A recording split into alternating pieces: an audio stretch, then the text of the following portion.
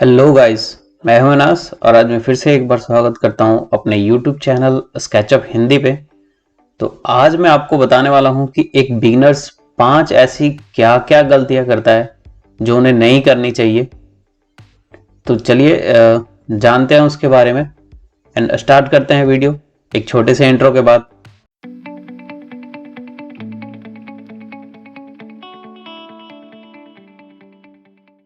तो सबसे पहले जो एक बिगिनर गलतियां करते हैं वो क्या करते हैं कि इंपोर्ट करते हैं ड्राइंग्स को।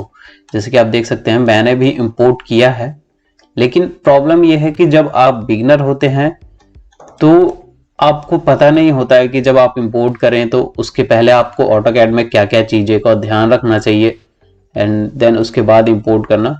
तो इसके ऊपर मैंने डिटेल वीडियो एक बना रखी है, why I don't import any DWG या any AutoCAD file in SketchUp. ठीक है, तो इन्हें इंपोर्ट करने से पहले एक छोटी सी चीज होती है जो आपको ध्यान रखनी होती है एंड उसके बाद आप भी इंपोर्ट कर सकते हैं। मैं ये नहीं कह रहा कि बिल्कुल भी इंपोर्ट ना करें, लेकिन फर्स्ट अगर आप बिगिनर हैं तो कम से कम 1 महीना बिना इंपोर्ट किए हुए अपने लेआउट्स को यहाँ पे बनाएं एंड उसके बाद फिर आप धीरे धीरे इंपोर्ट करना स्टार्ट करें एंड उस पे भी आपको ध्यान रखें कि क्या गलतियां होती है। मैं आई बटन पे ये वीडियो दे रहा हूं, आप जरूर से उसे चेकआउट करें। मैंने उसमें बता रखा है कि क्या क्या गलतियां करते हैं लोग। तो फर्स्ट ये था कि आप इंपोर्ट ना करें। अगर आप बिगिनर हैं, आप चीज़ों को लेआउट को बनाएं, उसके बाद उस पर काम करें। इससे क्या होता है कि आपको प्रैक्टिस होती है। मैं अपनी बात बताऊं, जब मैं स्केचअप सीखना स्टार्ट कर रहा था तो मुझे फर्स्ट 6 मंथ तक मेरे सीनियर्स ने बताया ही नहीं था कि DWG फाइल हम डायरेक्ट यहाँ ला सकते हैं। वो मुझे हमेशा नए प्लान देते थे और कहते थे आज इसे बनाना है ऑटोकैड, इसे बनाना है स्केचअप फाइल में एंड इसे बनाना है। रोज एक नई फाइल मैंने 6 महीने लगातार इस पे बनाई है एंड देन उसके बाद मुझे ये अब फील होता है। तब उसके बाद मुझे बताया गया था कि आप इस पे इंपोर्ट भी कर सकते हैं अपनी DWG फाइल। ठीक है, तो चलिए नंबर 2 पे आते हैं। शॉर्टकट की जो भी हमारे यहाँ पे आप देख रहे हैं, select command, paint command, eraser, ठीक है, नॉर्मल ये जो हमारे टूल्स हैं उनका हमें शॉर्टकट्स पता नहीं होता है, तो आप उनके शॉर्टकट्स याद रखें। उससे आपको क्या होता है कि काम करने में स्पीड आती है। अब जैसे ऑटोकैड फाइल या किसी और 2D के डिजाइनिंग पे आप जाते होंगे तो उसमें भी आप देखेंगे कि आपको कीज याद रहती हैं उंगलियों पे, तो उससे क्या होता है कि आप बहुत फास्ट काम कर सकते हैं। तो यहाँ पे भी उसी तरीके से है, जैसे कि यहाँ पे सिलेक्ट अभी हुआ पड़ा है, तो जैसे इरेजर अगर मुझे उठाना है तो मैं डायरेक्ट ई प्रेस करूंगा और इरेजर मेरे हाथ में आ जाता है। वहां से अगर मुझे बाहर निकलना है और सिलेक्ट कमांड पे आता है तो नॉर्मल स्पेस बार में प्रेस करता हूँ और सीधे मैं दूसरे कमांड पे आ जाता हूँ। ठीक है, पेंसिल चाहिए तो लाइन कमांड चाहिए तो लाइन कमांड हो गया।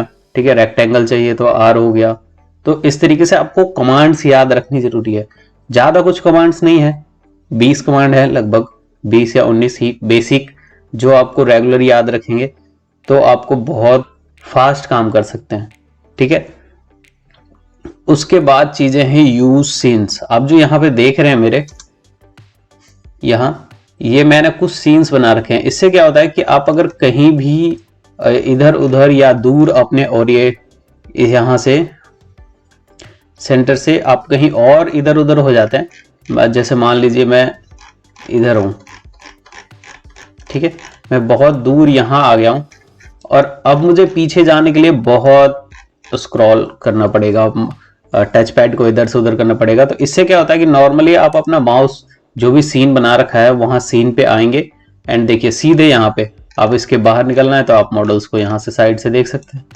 ठीक है, तो आपको जो सीन्स बनानी है आप एक बार उस सीन्स को बनाएं और आप उसे नॉर्मली देख सकते हैं। फिर अब जो चौथी चीज है यहाँ पे वो ये है कि आप लोग ग्रुप या कंपोनेंट्स में काम नहीं करते हैं। ठीक है, जैसे बाहर से तो एक लगता है कि ये एक ग्रुप है, लेकिन अंदर से हो सकता है कि वो ना हो। ठीक है, आप मेरी बात समझ रहे। जैसे क्या होता है कि मान लीजिए हम इस सीन पे आते हैं,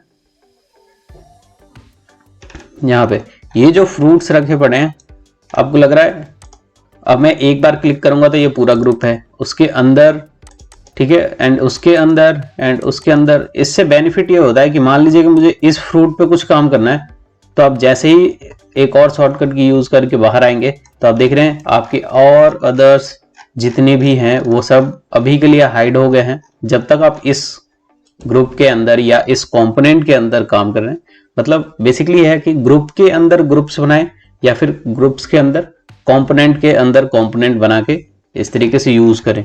इससे क्या होता है, जब भी आपको मान लीजिए अब मुझे इस एरिया पे काम करना है या यहाँ पे काम करना है, तो आप इसे इजीली एक्सेस कर पाएंगे। अगर वो चीजें नहीं होती है तो जैसे ये देखिए मैंने ये रख दिया, अब मैं इसी में चीजें रखता जाऊंगा एंड यहाँ पे दिक्कत होगी मुझे बहुत। अब मुझे मान लीजिए मुझे इधर से देखना है इस सेव को इस एरिया से, तो मैं कैसे देख पाऊंगा? ठीक है, तो इस तरीके से अब मैं यहाँ पे प्रॉपर देख सकता हूँ। ठीक है, तो ये कुछ चीजें होती है। अगर आप ग्रुप्स के अंदर ग्रुप्स बनाएंगे, कंपोनेंट्स बनाएंगे, तो उससे आपको आसानी होगी।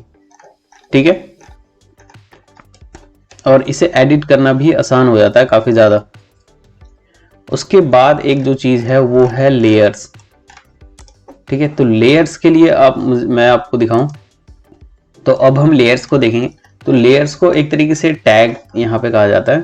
ठीक है, तो ये टैग्स है आपके एंड ये देखिए, तो इसमें क्या चीजें हैं। अब जैसे ये है फॉर्म फ्रंट, तो जैसे आप देखेंगे इसे मैंने आई क्लोज किया तो ये गायब हो गया। तो इस तरीके से आपको लेयर्स यूज करने चाहिए। ज्यादातर लेयर यूज ना भी करते हैं तो कोई प्रॉब्लम नहीं है, लेकिन एटलीस्ट सीलिंग के लिए जो आप छत बनाते हैं उसके लिए लेयर यूज करें, ताकि बार बार उसे आपको हाइड ना करना पड़े।